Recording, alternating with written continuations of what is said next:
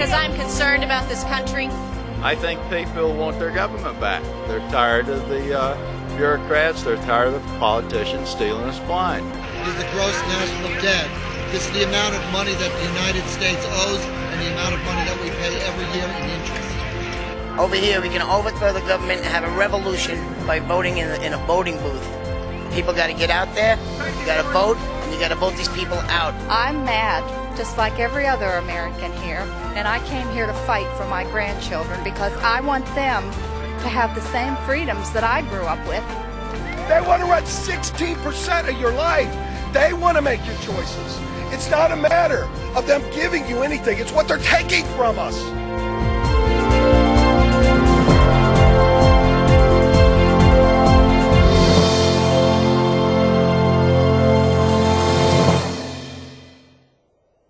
Americans, I'm your host, Alan Hartage. It's great to be back with you tonight. Tonight we've got a special guest, Joel Aaron. He's a community organizer for... that deserves applause. Thank you. That's right. These days, that guy put us on the map this year. That's right. Joel is the state volunteer coordinator. Is that correct? State grassroots coordinator for Americans for Prosperity, and is going to be talking with us tonight about what you guys can do to help bring this country back to our constitutional basis. Now, if you were with us last week, we took you to the D.C. rally.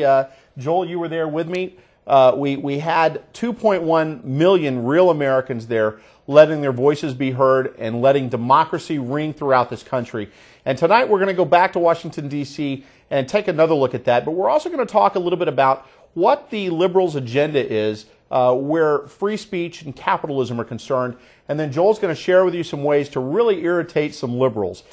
And I mean, it really is, Alan, because I mean, we're broadcasting from all over, and we actually happen to be in a home tonight of local community activists, one of my minions. That's right. And we've got the family dog on the floor, and it's really amazing. I mean, already since we're broadcasting online, we can report to you that we have beaten the ratings of MSNBC. I mean, inside of about 30 seconds. So I mean, I didn't want to rub it in, Alan, but it's kind of what it is, right? That's exactly right. I mean, if you're at a Starbucks right now, we ask that you participate. Basically, turn your volume as loud as you can get. If you're in a commie coffee house somewhere, that's the best you can do for That's right. Engage. I mean, annoy a liberal, like you say. Annoy a liberal, educate a socialist, and we'll help you do that tonight. So that's great. Joel's going to be with us throughout the program tonight. I want to make sure that we get all the voices in D.C. heard as quickly as we can. So we're going to go straight to Washington, D.C. with some more of the great interviews we did with the real Americans there in our nation's capital. So let's take a look. I'm down here because I'm concerned about this country. I've been watching politics for a long time. I was a big follower of Reagan, liked him a whole lot. I turned independent under the Bush years. I was unhappy with how big government got, and it hasn't stopped.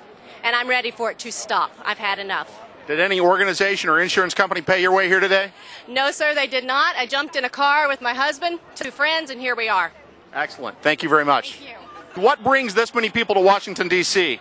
I think people want their government back. They're tired of the bureaucrats. They're tired of the politicians stealing us blind. We work hard. We've worked hard our lives. It's the first time in my life I've ever done anything like this. But I'm sick and tired of it. I am ready to clean house. We've got to vote these people out. We've got to get people in that serve people, not themselves. That's what it's all about. Excellent. Which war did you guys serve in? I was in Vietnam. I served during Desert Storm. I've been 30 years with the military. And you look back at all the veterans that have served this country and the ones who died. Just go over to Arlington and think about what's going on today and see how you feel about it. Yeah. Absolutely. Thank you, gentlemen. Appreciate it. Teresa, obviously you're a mom with mass. Yes, lots of it. A lot of it. So what brought you to Washington, D.C. today? Just tired of everything that's going on and sitting at home griping about it and deciding, you know what, I need to do something. That's it. So my best friend and my daughter all drove up here from Birmingham. Awesome. To be heard. This is the gross national debt. This is the amount of money that the United States owes and the amount of money that we pay every year in interest. It's called a gross national debt. And if you notice from the earlier years on, not once has it ever gone down. We owe the money to China. We owe the money to all these foreign countries. We owe the money to the Social Security system. And if I turn the sign around, I'll show you what it leads to. Okay. Do it. And this has been seen in countries around the world for many years. Argentina, Brazil, all these South American countries have gone broke. Mexico, the basket case countries in Africa. And if you remember, Germany after World War I had major inflation. This major inflation that caused the problems that caused World War II. Inflation is caused by the devaluation of your currency, and that's where we're going to go if we have to keep cranking the printing presses and print money that has no backing. Raymond, what brings you here today?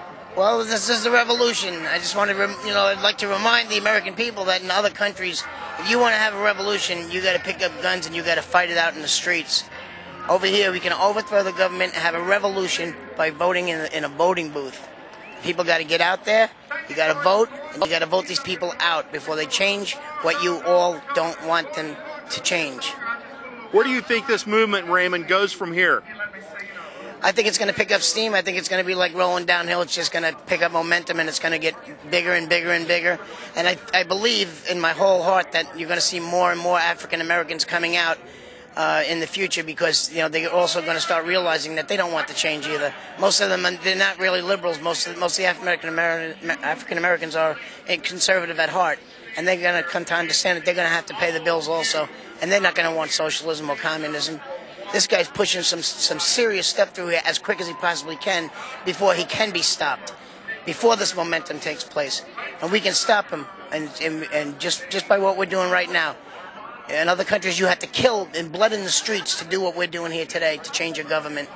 People, I think we're doing a great job, and I'll see more people come out. Congress shall make no law respecting an establishment of religion or prohibiting the free exercise thereof, or abridging the freedom of speech or of the press, or the right of the people peaceably to assemble and to petition the government for a redress of grievances. This is on the wall of the museum, a museum of news gathering in America. Today, the American people spoke. They let their voices be heard, and yet several news media chose not to follow that. They made lies up, they undercounted people, or they just plain ignored it. American media, let me give you a clear message from the American people.